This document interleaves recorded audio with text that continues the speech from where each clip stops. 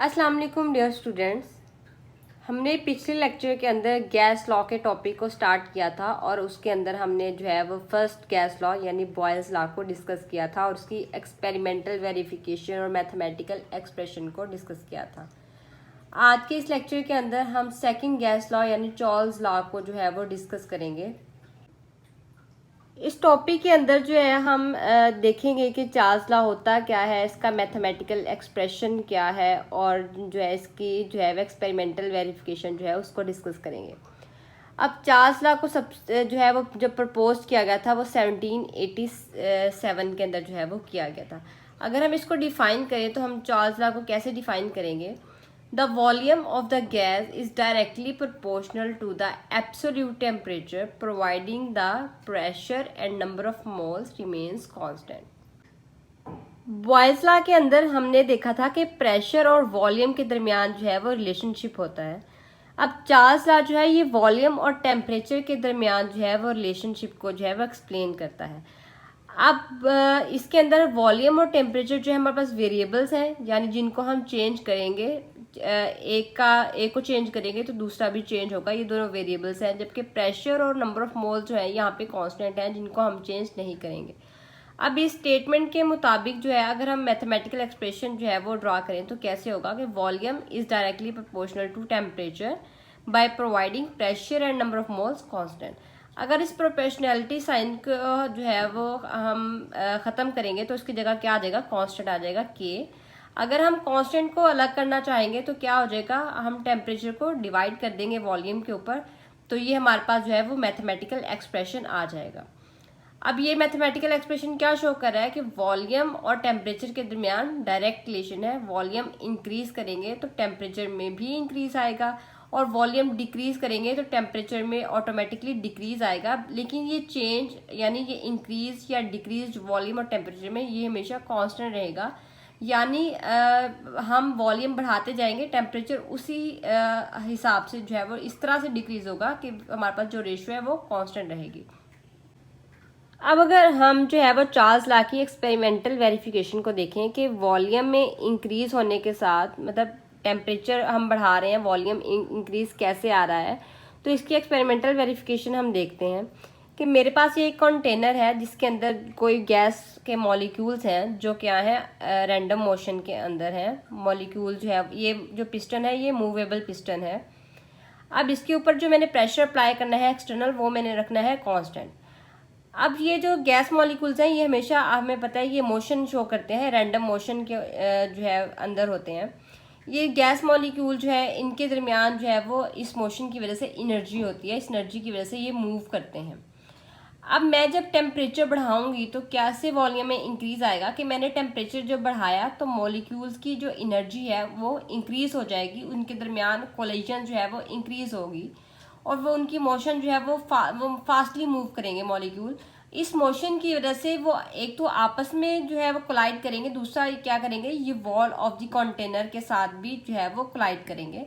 इस कोलिजन के नतीजे में क्या होगा, ये प्रेशर अप्लाई होगा, यानी प्रेशर क्या होता है? Force per unit area. यानी ये गैस मॉलिक्यूल जो है वो इतने इनर्जाइज हो जाएंगे कि ये जो है वो कंटेनर की वॉल के ऊपर फोर्स एक्सर्ट करेंगे, जिसकी वजह से प्रेशर अप्लाई होगा।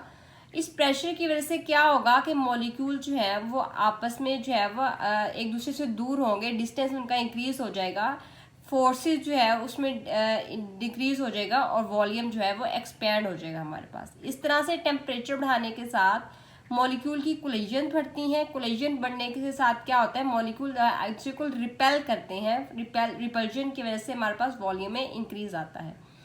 अब ये जो वॉल्यूम में इंक्रीज आया है ये और प्रेशर हमने जब अप्लाई किया तो ये जो इंटरनल हमने कहा कि प्रेशर हमने कांस्टेंट रखना है।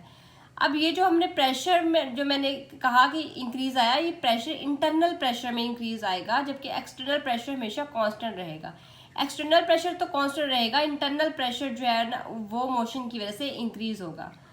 अब जो है इस तरह से अगर अब इस एक्सपेरिमेंटल वेरिफिकेशन के मुताबिक अगर मेरे पास गैस मॉलिक्यूल्स का पहले वॉल्यूम V1 था और टेम्परेचर T1 था, जब मैंने वॉल्यूम बढ़ाया टेम्परेचर में इंक्रीज आ गया V2 और टेम्परेचर T2 हो गया, लेकिन ये रेशियो हमेशा क्या रहेगी? कांस्टेंट रहेगी।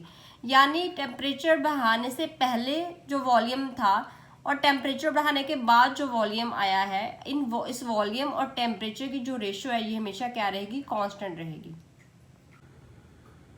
अब इस रेशो के अकॉर्डिंग जो है हमें चार्ल्स लॉ की सेकंड स्टेटमेंट मिलती है, जो क्या सेकंड स्टेटमेंट क्या है, the ratio between the volume and absolute temperature is a constant quantity at constant pressure.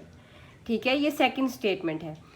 अब यहाँ पे एक बात जो डिस्कस करने वाली वो ये है कि यहाँ पे जो वॉल्यूम है ये सिंपल टेम्परेचर के डायरेक्टली प्रोपोर्शनल नहीं है, बल्कि यहाँ पे एब्सोल्यूट टेम्परेचर के डायरेक्टली प्रोपोर्शनल है। अब एब्सोल्यूट टेम्परेचर क्या है, और अगर हम एब्सोल्यूट टेम्परेचर को डिफाइन करें तो ये क्या है, the temperature measured on the Kelvin scale is called as absolute temperature. यानी जो नॉर्मल टेम्परेचर होता है वो सेल्सियस और फ़ारेनहाइट स्केल के अंदर जो है वो मेजर किया जाता है, लेकिन अगर हम टेम्परेचर को मेजर करें on the Kelvin scale that is called as absolute temperature. अब यानी कि जो केल्विन ये चार्ल्स लॉ है ये केल्विन स्केल के लिए जो है वो एप्लीकेबल है, यानी ये उस टेम्परेचर पे एप्लीकेबल है जो कि केल्विन स्केल में मेजर किया जाता है। अब एब्सोल्यूट टेम्परेचर के अलावा एक टर्म हमारे पास यूज की जाती है दैट इज एब्सोल्यूट जीरो। अब एब्सोल्यूट जीरो क्या है, zero on the Kelvin scale is called as absolute zero. यानी 0 डिग्री सेल्सियस या 0 डिग्री फ़ारेनहाइट जो है इसको हम एब्सोल्यूट जीरो नहीं बोलते, बल्कि 0 केल्विन जो है ये हमारे पास एब्सोल्यूट जीरो है। अब यानी ये पूरा लॉ जो है ये केल्विन स्केल पे एप्लीकेबल है। 0 केल्विन जो है अगर हम इसको सेल्सियस स्केल में देखें तो ये इक्वल होता है -273.16 डिग्री के, और फ़ारेनहाइट में ये बराबर होता है -459 डिग्री फ़ारेनहाइट के। अब इस डेरिवेशन ऑफ एब्सोल्यूट जीरो इसको जो है वो हम नेक्स्ट लेक्चर के अंदर जो है वो डिस्कस करेंगे। आज के लेक्चर के अंदर हमने देखा कि चार्ल्स लॉ क्या होता है, इसकी एक्सपेरिमेंटल वेरिफिकेशन क्या है और इसकी जो है वो मैथमेटिकल एक्सप्रेशन क्या है। अब नेक्स्ट लेक्चर के अंदर जो है वो इस डेरिवेशन ऑफ एब्सोल्यूट को डिस्कस करेंगे। Thank you.